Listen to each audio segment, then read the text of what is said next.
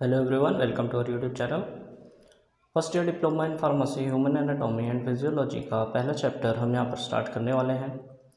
यहाँ पर जो बुक का इंट्रोडक्शन है सबसे फर्स्ट वही दिया गया है, तो हम इसी के साथ शुरुआत करते हैं। तो यहाँ पर अब हम लोग ह्यूमन बॉडी के बारे में अगर बात करेंगे तो आपको पता होगा कि ह्यूमन बॉडी या जितने भी लिविंग ऑर्गेनिजम्स हैं उन सब की बॉडी जो है वो एक तरह के या फिर अलग अलग तरह के सेल्स से, डिफरेंट टाइप ऑफ सेल से बनी हुई होती है।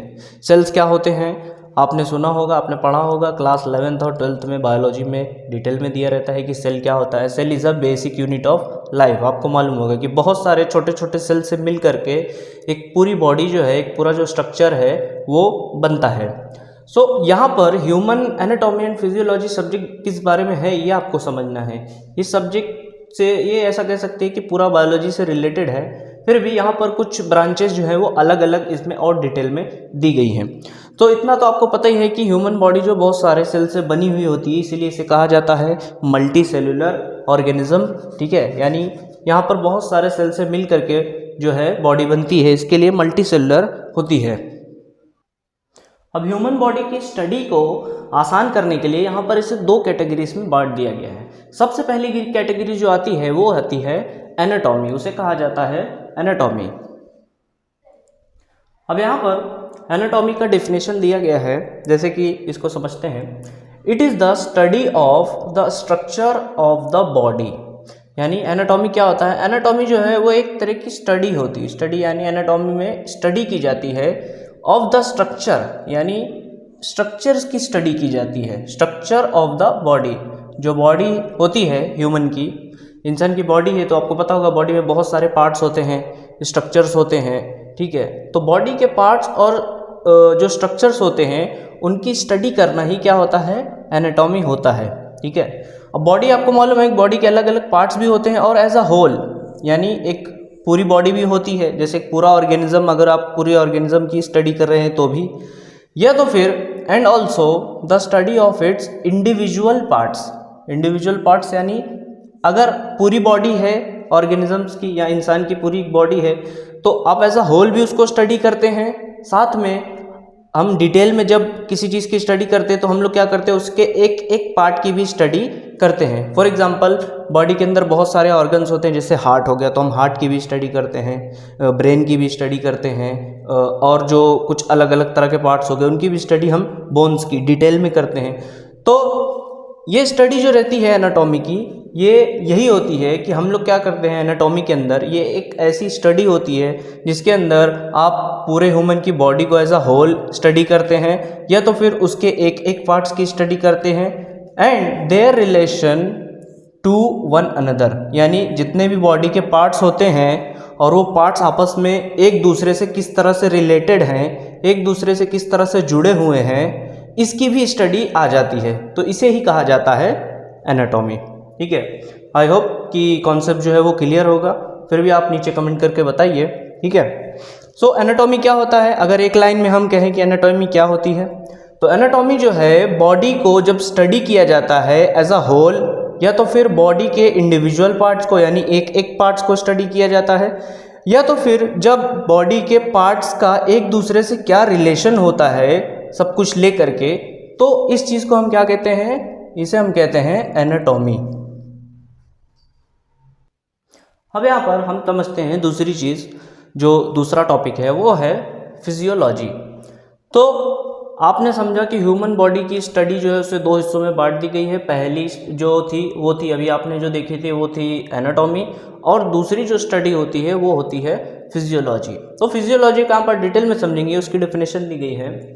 अब ये फिजियोलॉजी क्या होता है? It is concern with the way in which various parts of body work. ठीक है, यानी जो बॉडी के अंदर तरह तरह के पार्ट्स होते हैं, बॉडी के तरह तरह के पार्ट्स होते हैं, वो किस तरह से वर्क करते हैं। वर्क करते हैं यानी वो किस तरह से काम करते हैं and integrate to produce a coordinated action of whole body, यानी वो आपस में किस तरह से इंटीग्रेट करते हैं, वर्क करते हैं, और ये सब करके वो क्या प्रोड्यूस करते हैं, एक कोऑर्डिनेटेड एक्शन प्रोड्यूस करते हैं। कोऑर्डिनेटेड एक्शन यानी जब बहुत सारे बॉडी के जो पार्ट्स होते हैं आपस में मिल करके एक साथ परफॉर्म करते हैं, एक दूसरे को कोऑर्डिनेट करते हैं, तभी आपको पता है कि बॉडी एक स्पेसिफिक एक्शन यानी एक स्पेसिफिक काम जो है वो कर पाती है। ठीक है, पूरी होल बॉडी कैसे, फॉर एग्जाम्पल अगर इसका एग्जाम्पल दिया जाए तो हम लोग ऐसा ले सकते हैं कि डाइजेशन हो गया बॉडी के अंदर।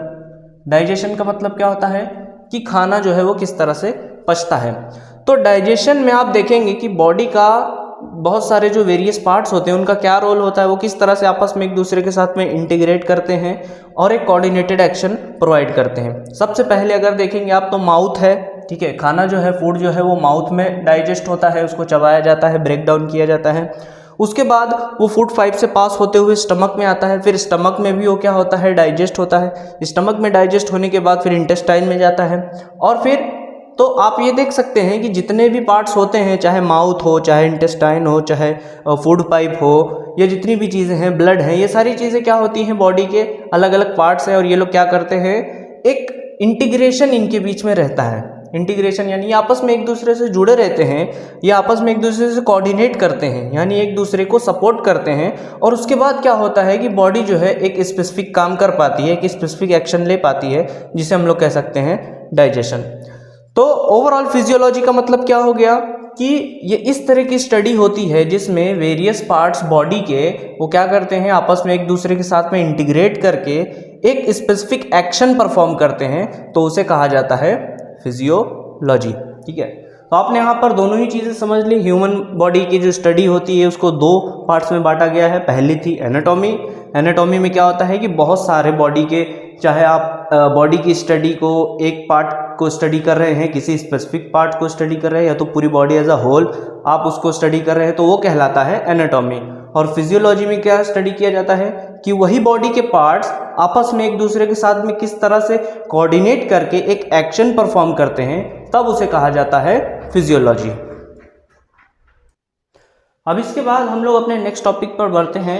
यहाँ पर बहुत सारी चीज़ें ऐसी है जो कुछ स्टूडेंट्स को बहुत पहले से ही ऑलरेडी मतलब पता है, ध्यान में भी होगी, और कुछ चीज़ें क्या होंगी यहाँ पर वापस से रिपीट होंगी जो आप लोगों को ऑलरेडी मालूम होगा।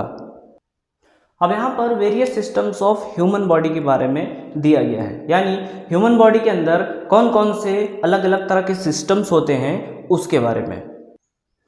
फर्स्ट यहाँ पर दिया गया है स्केलेटल सिस्टम। ठीक है, तो स्केलेटल सिस्टम क्या होगा, यहाँ पर बहुत सारी चीज़ें जैसे कि मैंने बताया कि पहले से ही है, वो बस रिपीट होंगी, तो बहुत सारे लोग जो भूल गए हैं वो वापस से इसको रिकॉल कर सकते हैं, और इससे आपका ये समझिए ऐसा क्विक रिवीजन हो सकता है। ठीक है, so it consist of bony framework. Skeletal system क्या होता है, स्केलेटल सिस्टम आपको मालूम होगा कि पूरी तरह से क्या होता है, हमारी जो ह्यूमन की बॉडी है, जो उसके अंदर बोन्स होती हैं, वो बोनी फ्रेमवर्क उसके अंदर होता है पूरी तरीके से। It acts as the supporting structure. ठीक है, बोन्स क्या करती हैं, बोन्स बॉडी को सपोर्ट करती हैं, एक ऐसा स्ट्रक्चर है जो बॉडी के हर ऑर्गन को क्या करती हैं, सपोर्ट करती हैं। सपोर्ट करने के साथ साथ में क्या करती हैं, ये हर बॉडी के ऑर्गन को प्रोटेक्शन भी देती हैं, यानी बॉडी के हर ऑर्गन को प्रोटेक्ट करने का भी काम करती हैं। तो इस तरह का जो सिस्टम होता है जो पूरी तरह से जो बोन से बोन फ्रेमवर्क होता है, और ये क्या करता है, ये बॉडी के ऑर्गन्स को सपोर्ट भी करता है, साथ में उनको प्रोटेक्ट करने का भी काम करता है।